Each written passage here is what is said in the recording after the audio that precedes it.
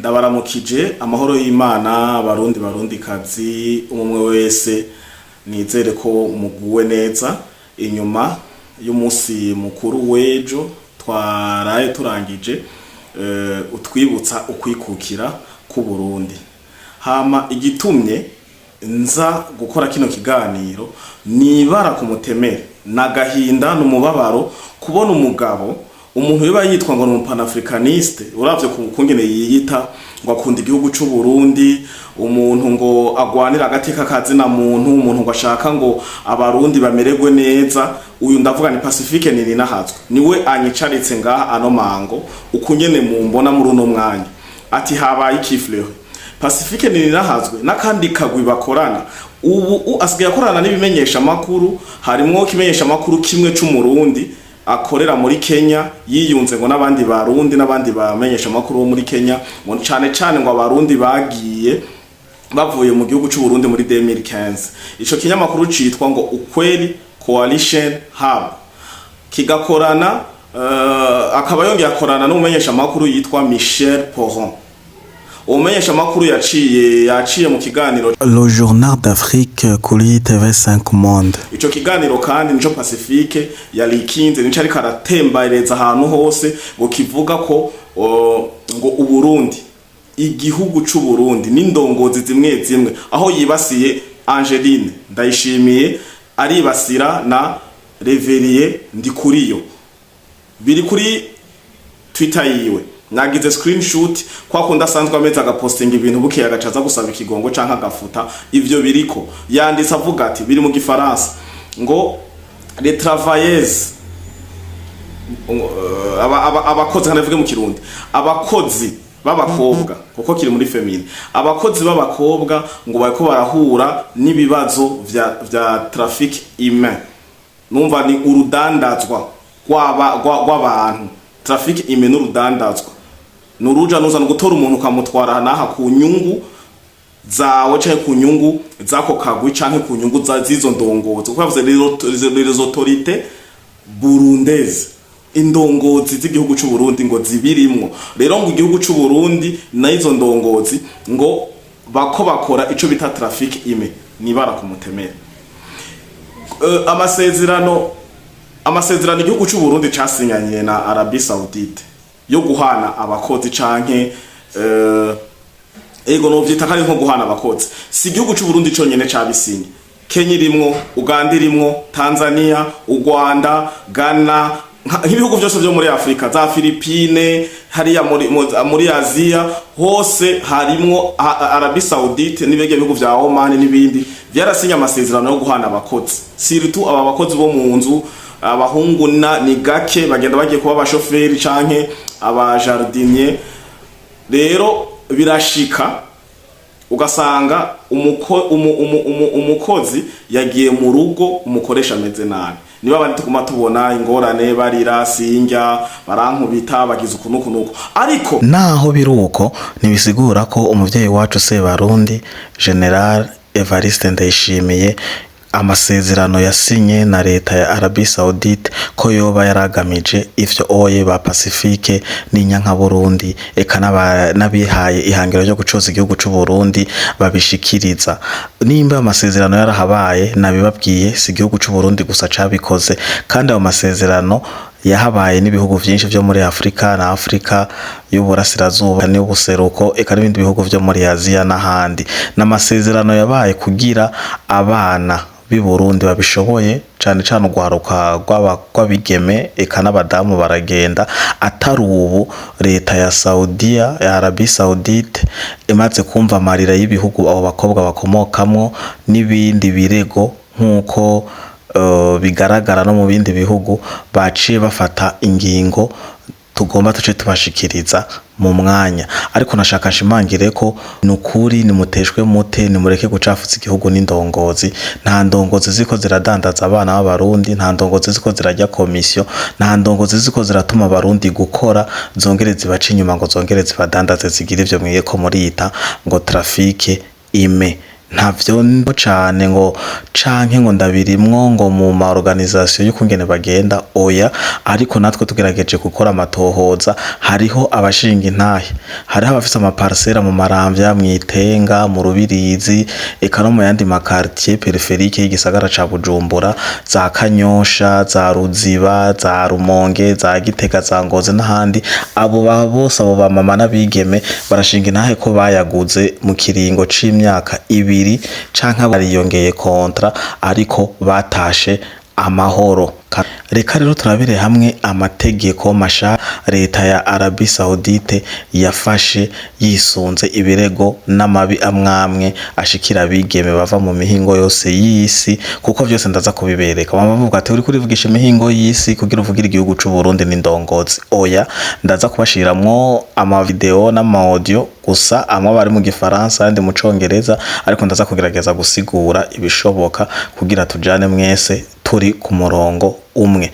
Reka tugende turaba amategeko ariho, kuko ubu Arabie Saoudite, igihugu ca Arabie Saoudite catoye itegeko ry'uko ata mwana w'umwigeme azosubira kuja muri Arabie Saoudite ari munsi y'imyaka 21, kandi cagabanije n'imishahara cahora kibaha, kandi cavuze ko umwana kontra izoba iba muri calendrier y'ikiroma yidukoresha, kandi umwana canke umwigeme azoba ari ku kazi ashoboye kureziriya kontra kuyihagarika bivanye n'imbogamizi ibibazo ibi na biriya. Reka tubirabire hamwe ko mushobora kuvuga ati ivyo n'ibifondano. Reka dukoreshe extrait canke video y'uwundi muntu atari mu gihugu co ngaha hagufi y'iwacu, benshi baramuzi nimwamubona. Reka twumvirize ama tugende turabasigurira. Le gouvernement saoudien vient de réduire le salaire des femmes africaines qui vont travailler comme domestiques. Ils viennent de changer les lois, en fait, ils ont changé les règles, changé les lois. Mais avec ça, ils ont réduit les salaires des femmes africaines qui vont travailler comme domestiques. Your name is Sahai Rita Rose and you, Paulina Rose. Ceux qui savent pas, beaucoup d'Africaines, surtout kubo batabizi, abakobwa benshi abadamu muri Afrika y'ubuseruko, abakenya, abaganda vont au Moyen-Orient pour travailler à Dubaï, baragenda en Arabie cane muri Saoudite, travailler comme domestique, en espoir d'améliorer leur vie et la vie de leur famille. Évidemment, dans un côté où il est parti du monde troublé par la misère, les difficultés, et aussi des gouvernements, voilà, vous savez, qui poussent beaucoup de personnes à quitter leur famille, à quitter leur situation pour aller ailleurs dans l'espoir d'avoir une vie meilleure. Donc, indépendamment de leur volonté, beaucoup de ces femmes partent pour essayer d'améliorer leur vie. Maintenant, beaucoup ont été sujets à beaucoup d'abus, beaucoup de difficultés, beaucoup de maltraitance. Alors, avec une certaine pression extérieure, le gouvernement saoudien vient de décider de changer les lois. Quelles sont les lois qui ont été changées? D'abord, on a réduit le salaire de ces femmes. Je ne sais pas si c'est dans l'objectif de les décourager ou pas, mais on a fait beaucoup d'autres choses. Premièrement, on dit les nouveaux règlements sont les suivants. Numéro 1, l'âge. L'âge a changé. Les travailleurs domestiques doivent être âgés de moins 21 ans et seulement 21 ans. Pas moins que ça. Parce que dans le passé, évidemment, on faisait venir des enfants beaucoup plus jeunes pour aller travailler, qui étaient facilement abusés, facilement manipulés. Le gouvernement ne l'acceptera pas. Numéro 2, la date. Les dates seront grégoriennes pour les contrats et non islamiques. Parce qu'avant, on faisait signer les gens des contrats sur base de date islamique, même pour une personne qui n'est manifestement pas musulmane. C'était injuste. Troisième règle, troisième chose qui a changé, les salaires. Les salaires impayés. Donc, dans le passé, quand il y avait des salaires impayés, il n'y avait pas de recours, il n'y avait pas de loi là-dessus. Une personne qui embauche une personne africaine pouvait facilement ne pas payer cette personne sans qu'il y ait des répercussions. Maintenant, c'est considéré comme des dettes de premier degré. Salaire impayé, vous pouvez aller accuser, on sait que voilà, monsieur, vous devez de l'argent, vous êtes obligé de payer. Loi numéro 4 qui a changé. Itegeko rya kane bafunditse muri ako kanama ni kontra amasezerano y'akazi, kuko ubwa mbere ngo kiramukoresha cyangwa kira muntu wese yaguhamagara yagukorera kontra yiwe nk'uko ashaka, harimo vyane byo kugaranwa ibi na biriya.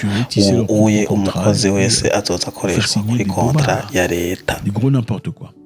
Numéro 5, période itegeko rya d'essai. gatanu Le ni parent ou ikiringo le cyo travailleur peut kugerageza mettre fin à son ugushitse mu emploi nzu ugasanga ibyo pendant la période d'essai. mwavuganye si Dans le byo passé, uriko c'était urakora si si tu ko travailles kazi pendant un baguhaye temps, tu viens bafite pas de uburenganzira commencer, bwo tu peux pas kuvuga arrêter parce oya qu'on a karanaye investi en hama toi, on ukagenda t'a fait ahandi venir. ivyo bikaba Pendant 3 bitahora mois, tu peux bigirwa pas ari dire au naho revoir, tu es havira obligé de travailler ibikombo parce n'indwara on a payé de l'argent pour kubapararize toi. n'ubuzi Maintenant, ce n'est plus le cas. budashoboka. Maintenant, si tu n'es pas content, qu'on te traite pas bien pendant la période d'essai, tu peux dire non, je ne veux pas.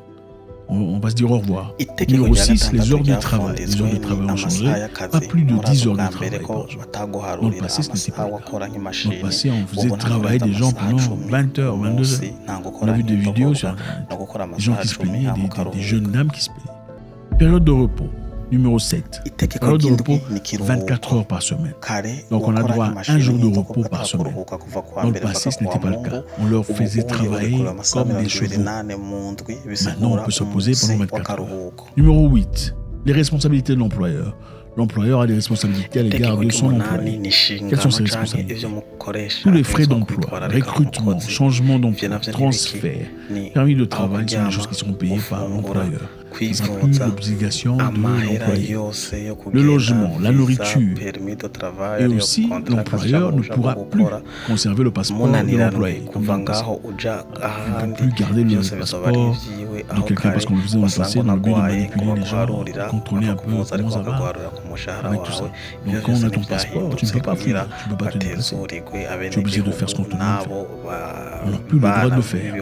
On ne dit pas d'abus racistes ou sexistes. Ça, évidemment, les abus racistes vont. Ça ne va pas s'arrêter, hein, ça c'est clair, ça manifeste.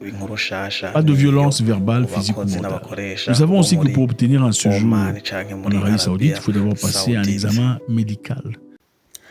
Ibi rero bikaruko mu gihe ba Pacifique n'ibindi vyitiranwa vyiwe canke agatsiko kiwe canke groupe canke rigara canke akagwi bikoranirije hamwe kugira baze baracoza igihugu c'u Burundi bacambika ibara kugeza naho bavuga ati ngo Burundi buko barakora traffic ime ako nakambaro kibara naho uwo udakunda canke utanezerera uburongozi buhari jambo ry'Imana riravuga ati nta kuyobora kutava ku Mana. Nimurindire manda yanyu mwiyamamaze hama mutsinde hama mutware hama kuko igihugu ugisevya canke ukagicafuza kuri urwo rugezo muriko murakigezako bakibaha namwe ikabananira gusukura kubera muzoba mwaramaze kugihisha mbi mu mahanga. Rero jewe murankurira ariko impanuro ndabaha bimuraba n'ivyo muvuga kuko nta intere nimwe uri kuravuga ati ngo indongozi ngo izina ziriya ngo ziko ziragira traffic ime canke mubabajwe nuko abarundi n'abarundikazi baja baronka ubuzi mu makungu mubabajwe nuko nabo bakora ku idolari canke n'iyero kuko nkuko mwe muyakorako kuko hari ibindi bintu mukora tudatahura hariho n'ibindi bintu muvuga tudatahura aho bazi n'ivyo ushoboye kuvuga tukavuga ati okay aka nakababaro canke nakabonge kubona bari mu makambi y'impunzi canke inda canke imibu canke malaria canke kolera canke kwashi none mwe muri Burayi mufise ama passport mufise ama visa muba mu mazu mugira ama space mufise ama android munwa amata murya ama corne beef ibi nabiri sinumva ico bagituma warihaye canke mwarihaye ishingiro ihangiro objectif yo gucafuza igihugu c'u Burundi igihugu cabibarutse embryo igihugu c'abasokuru n'abasokuruza banyu eka igihugu c'abana banyu n'abuzukuru banyu n'akamaramaza nimurekere ngaho nimurabe ukungene mugwanini nta murabe inzira mucisha ngo mu kugwana intambara zanyu mwifuza ariko mureke muhagarike gucafuza igihugu c'u Burundi kuko naho wibaza ngo muwako muragicafuza mu makungu namwe nibakibaha canke nimwashikirwa muzosanga mwaragicafuje gushika naho mubura naho mwicara canke naho muca hama mungire mugaruke muri abo makungu nyene mufukama mwiruhisha umwanya wo kuyobora canke umwanya wo gutwara muzomara umumare ugasanga mumaze umwanya munini muriko murafukama mwoza canke mwiyeza mwongera mwisigura ko bintu mwakoze kubujuju kwinzigo n'ishari nimwakire kuyoborwa kuko namwe mwarayoboye kandi abandi baratekereje nuko numva no kivuga mu Kirundi gitomoye.